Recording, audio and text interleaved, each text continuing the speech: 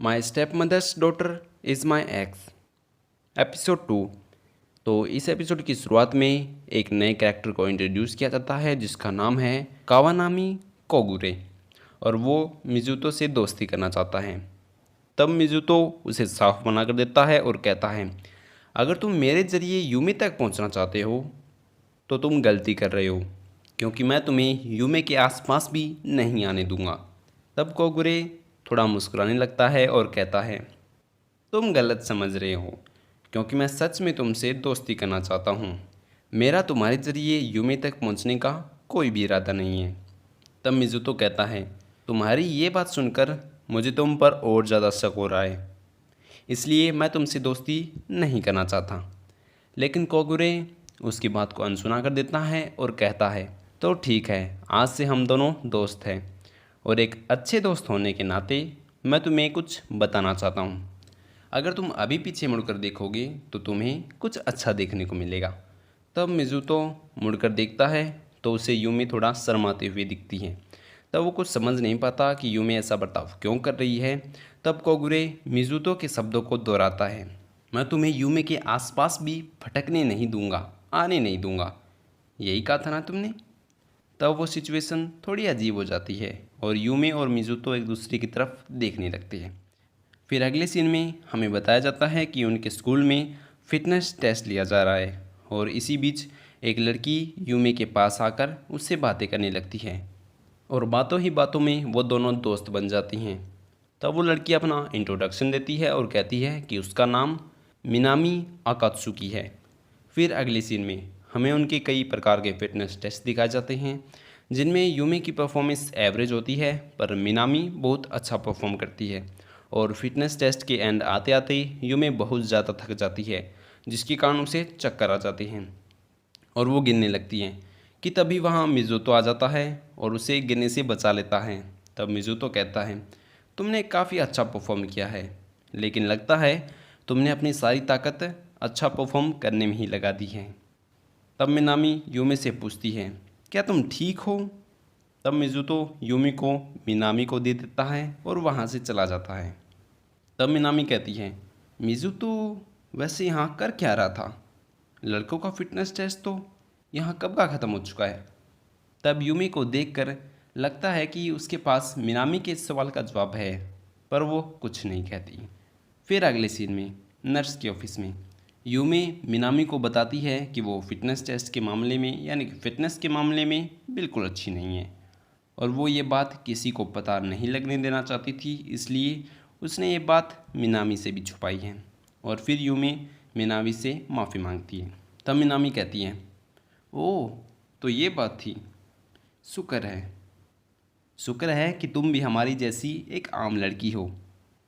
तब यूमी उससे पूछती है कि तुम्हारा इससे मतलब क्या है।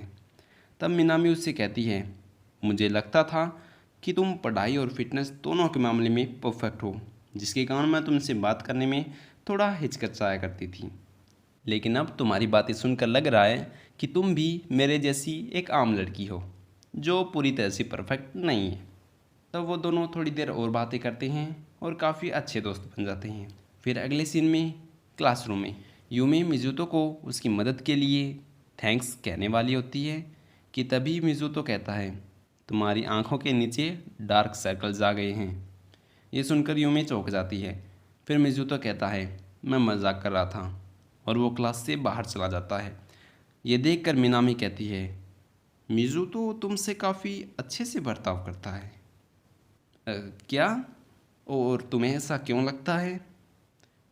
"हम्म, पता नहीं, बस ऐसे ही।" तब यूमी थोड़ी चिंता में पड़ जाती है। फिर अगले दिन स्कूल में मिजुतो मिनामी को बताता है कि यूमी आज बीमार है, इसलिए वो आज स्कूल नहीं आ पाएगी। ये सुनकर मिनामी यूमी से मिलने के लिए मिजुतो के घर जाने की ज़िद करने लगती है। तो अब कोगुरे मिजुतो को बचाने के लिए मिनामी को रोकने लगता है और कहता है, अब बस भी करो, अब मेरे दोस्त को परेशान करना बंद भी कर दो। तब मिनामी कहती है कि मिजुतो तुम्हारा दोस्त कब से बन गया? मुझे यकीन है कि तुम मिजुतो के ज़रिए यूमी तक पहुंचना चाहते हो। तब कोगुरे कहता है, तुम गलत हो, और वैसे भी मुझे प्यार में कोई इंटरेस्ट नहीं है। मुझे बस दूसरों की लव स्टोरी देखने में ज़्यादा मज़ा आता है। तब मिनामी कहती है, अब ये छोड़ो, मुद्दे की बात यह है कि मैं तुम्हारे साथ चल रही हूँ मिज़ोतो। और इस तरह मिनामी मिज़ोतो के साथ उसके घर चली जाती है। फिर अगले सीन में यूमी के कमरे में मिज़ुतो को देखकर यूमी कहती है, तुम कहाँ थे मिज़ुतो? मैं तुम्हारे बिना काफ़ी अकेली पड़ गई थी। तब ये सुनकर मिज़ुतो थोड़ा चौंक जाता है और यूमी को बताता है कि मिनामी उससे मिलने आई है। तब यूमी थोड़ा चौंक जाती है और समझ आती है कि उसे संभल कर बात करनी होगी, जिससे मिनामी को कुछ पता ना चले। फिर मिनामी और यूमी बातें करने लगते हैं। फिर कुछ देर बाद मिनामी और मिज़ुतो यूमी के लिए खाना बनाने के लिए किचन में चली जाते हैं। तब मिनामी मिज़ुतो से बातें करने लगती है और उसकी बातों से ऐसा लगता है कि उसे मिज़ुतो और यूमी के रिश्ते के बारे में कुछ पता चल गया है। फिर अगले सीन में मिनामी यूमी को खाना खिलाने लगती है। तब यूमी पहले थोड़ा हिचकिचाती है पर बाद में चुपचाप खाना खाने लगती है और ये देखकर मिज़ुतो मन में कहता है, ये आखिर मैं क्या देख रहा हूँ।